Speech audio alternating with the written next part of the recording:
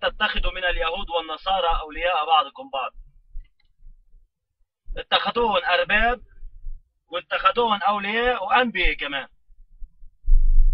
انتوا وين مصلحتكم يا شيخ يا عريفي انت ويا غرياني ويا هالشله كلها وقرضاوي وعرعور وقرني انتوا وين مصلحتكم انها ترسل قطر 500,000 حبة فياجرا ومهلوسات لعصابات الإجرامية بليبيا بعد ما دمرتوا ليبيا. القذافي بعد ما ندمنا على كل شيء حكاية صار.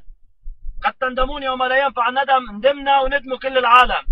وبعدكم انتوا عم تكابروا وبعدكم ماشيين باسلوب استغباء الاخر واستعباط الناس. وهيدا سني ده سني وده مش سني وده انت مسلم يا اخويا وده انت مش مسلم. وفلان كافر والنظام الفلاني كافر وانتم مؤمنين. القذافي كبير الكفار رحل اختفى.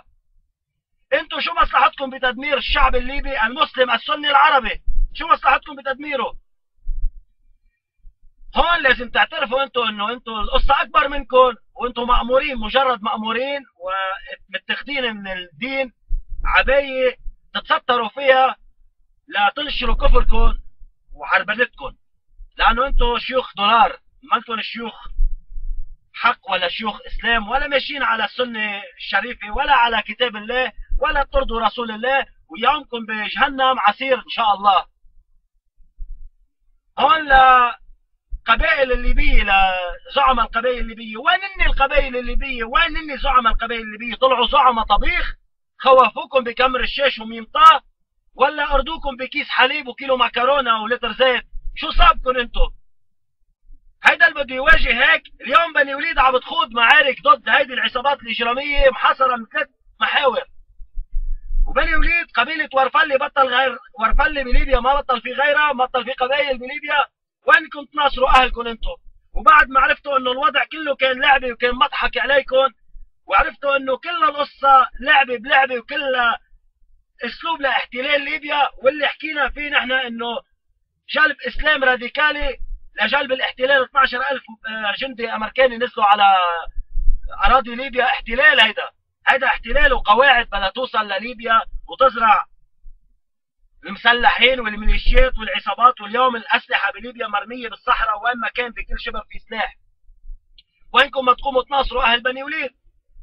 زياده الشباب الليبي الموجودين على الانترنت اللي كل يوم بيجيني بيقول لي فجرت شلاطينه هنا وانفجار بالمكان الفلاني واطلاق نار. انت شو وظيفتك؟ انت شلاطينه تفجر بكس امك، ليش ما بتروح انت على الجبهه؟ تحرك واحد ما عملته ولا بدوله. انتوا عم تتعلموا بكذا دولة ولا تحرك عملتوه بدولة. خفتوا ها؟ لشو عاملين مراسلين للسي ان ان انتوا على صفحات الانترنت؟ كل يوم بتجيبوا لي اخبار. لشو؟ يا روحوا قتلوا يا اسكتوا. ما عادش بدي حدا يقول لي الرايه الخضراء ترفرف بالمكان الفلاني. اما شيوخ الكفر اللي عم تكفروا العالم انتوا، وفلان ده سني وده مش سني وده شيعي وده مش شيعي وده، انتوا هيدا اللي بدك توصلوه للعالم يا دين الشورى؟ يا دين الشورى هيدي هي الديمقراطية اللي بدك توصلوها؟ ليش الشرايح الاجتماعية بقبيلة ورفلي بليبيا أكبر قبائل ليبيا ما عندهاش مطالب؟ ما إلاش توجهات؟ ما إلاش نظرة؟ يعني نحن بنلغي الآخر وبنقول القذافي كان لاغي الآخر؟ هيدي هي الديمقراطية. شفنا الديمقراطية كيف حلت بتونس وعم تحل بالوطن العربي، وبعدكم عم تحكوا لي انتم بأمور بسوريا وبغير سوريا؟ ما بتستحوا انتم؟ بتكفروا الأنظمة وبتكفروا الرؤساء وبتكفروا العالم. بأي منطق انتوا عم تحكوا فيه؟ انتوا شو عندكم جنس المنطق؟ هيدا اللي صار. انتوا عم تشوفوا على الأخبار الجزيرة ما عم تنقل شيء، بس أنا بدي أسأل الشيوخ اللي هن عارفين كل شيء، يا هن شياطين يا هن أغبياء. إذا كانوا أغبياء يسدوا بوزهم ويسكتوا، إذا كانوا هن شياطين لازم محاربتهم، نحن ما راح نرضخلهم. بس أنا مالي مصلحة بليبيا لا من قريب ولا من بعيد، بس الشيء اللي بيشوفه الواحد بينفخ المخ. كان عندكم زعيم انتوا يا ليبية، كان عندكم زعيم عظيم، وهسه واحد بده يجي يقول لي العظمه لله، بدي يلعن ابو سلافه. اكيد العظمه لله، ولكن نحن عم نحكي عن القاده العظماء. لما يكون عندكم قائد عظيم انتوا تتخلوا عنه بهذا الشكل وترجعوا تطلعوا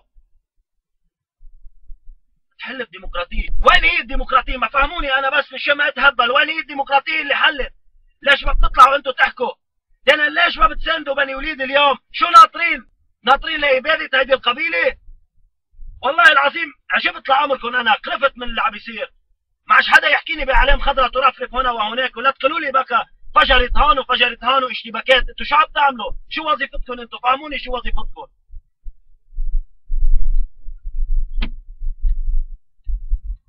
هيدي هي الديمقراطية اللي بدهم ينشرها برنار ليفي، هيدي هي. ويوافقوا عليها شيوخ الكفر ويعطوه سكوك البراءة لبرنار ليفي. ايه؟